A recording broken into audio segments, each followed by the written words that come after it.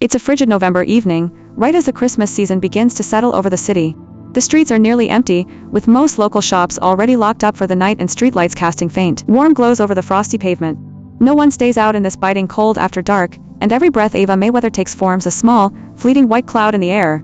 She's carrying a large cardboard box full of Christmas ornaments, her fingers already turning pale and stiff from the low temperature since she left her gloves at home. She's mid-phone call with a friend, frustrated and sharp as she complains about her boss denying her paid time off request for the holidays.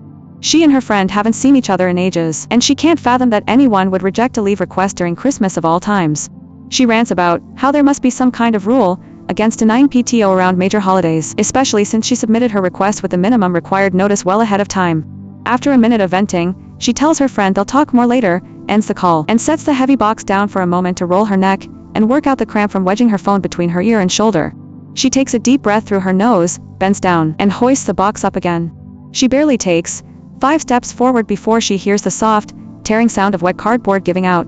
The entire bottom of the box caves in, and dozens upon dozens of Christmas ornaments spill out in every direction, scattering across the sidewalk and even rolling far into the road around her. She stares at the mess in disbelief, raising her voice in frustration at the terrible timing. As if the situation wasn't bad enough, soft snowflakes start drifting down from the dark sky right at that moment. She takes another steadying breath and looks around to assess the damage, relieved at first to realize all the ornaments are plastic, and none have cracked or broken, but quickly overwhelmed by the sheer number of them, at least 150 pieces, spread all across the curb and street. The ruined cardboard box is completely unusable now, and she has no other container to carry everything home. After a second of quick thinking, she decides to take off her long winter coat to fashion it into a makeshift knapsack, hoping she can bundle up as many ornaments as possible and carry them that way. She's just laying her coat flat on the ground when she hears a luxury car pull up beside her, coming to a full stop right where the ornaments are blocking the road. She immediately holds her hands up in apology, hurrying over to kick the ornaments out of the lane so the car can pass. As she's frantically clearing the pavement, she hears the car door open and close behind her. She turns to see a kind-faced man in a full chauffeur's uniform, complete with a formal hat and gloves, stepping out from the driver's seat. Before she can say anything else, he bends down and starts gathering up her scattered ornaments. She apologizes again, calling herself a klutz for the mess, and tells him he can just drop the ornaments on her coat, over on the sidewalk while she finishes clearing the road for them. Just then, a low, slightly raspy voice calls out from the back of the car, telling the driver to put the ornaments in the trunk instead. Ava looks up and sees the rear window roll down just a crack, but she can't make out who's speaking through the dark tinted glass. She calls back that putting them on her coat is perfectly fine, but the voice speaks again, firmer and more commanding this time, repeating the instruction to put them in the trunk directly to the driver, Miles, as the window rolls further down. Slowly, the man sitting in the back seat comes into full view, and Ava's breath catches in her throat the second she sees his face. He is strikingly handsome, looks a few years older than her, likely in his mid-30s, with light brown slightly tousled hair and sharp, angular features. His ice blue eyes and dark, low-set eyebrows give him an almost angry, unapproachable intensity, and when his gaze locks directly with hers, she feels her heart flutter unexpectedly.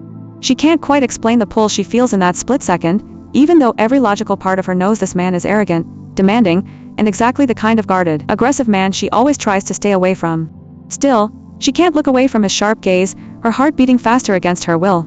He asks for her name, and his tone sounds less like a question and more like a straightforward demand. Stammering a little under his stare, she tells him her name is Ava. Without another beat of hesitation, he tells her to get in the car. Ava's brows furrow in clear confusion, caught completely off guard by how direct and commanding he is with a total stranger. She can't believe a random man just ordered her to get into his car out of nowhere. She tells him she's fine on her own and goes back to picking up ornaments, trying to brush off the strange interaction. But he speaks again, sharp and unyielding, saying it wasn't a question, and repeats his order for her to get in the car. Ava stares at him for a long second, then takes a small step back, putting a little distance between them just in case he tries anything. She flatly tells him she's not going to do that. He asks her what her actual plan is, pointing out that she can't possibly carry all 150 ornaments in just her thin coat, and asking if she isn't freezing standing out there in the falling snow. The second he says the words, Ava becomes hyper-aware of just how cold she is.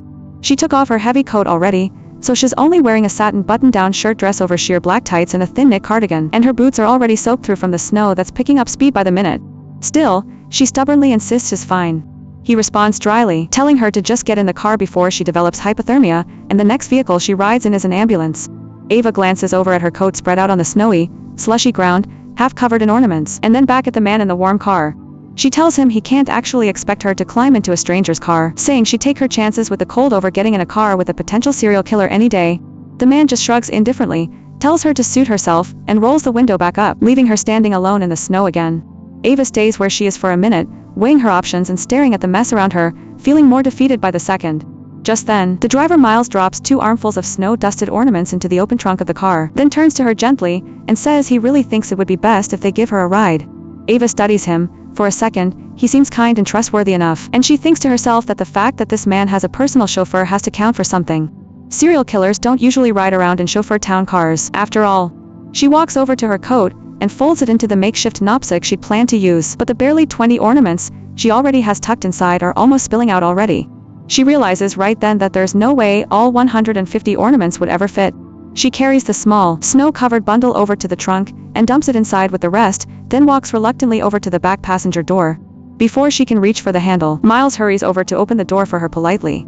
He tells her it's a good choice and winks at her, leaving her feeling both a little reassured, and still slightly suspicious at the same time. She tries to get into the car gracefully, but her legs are so stiff from standing out in the cold for so long that she moves awkwardly, stiff as a mannequin as she lowers herself into the seat. Right before Miles can close the door behind her, she shoots her hand out to stop him. She asks him if there are any child locks on the doors, not wanting to be trapped inside with a stranger. The driver lets out a hearty laugh, telling her there are no child locks at all, and that she's free to exit the vehicle whenever she wants.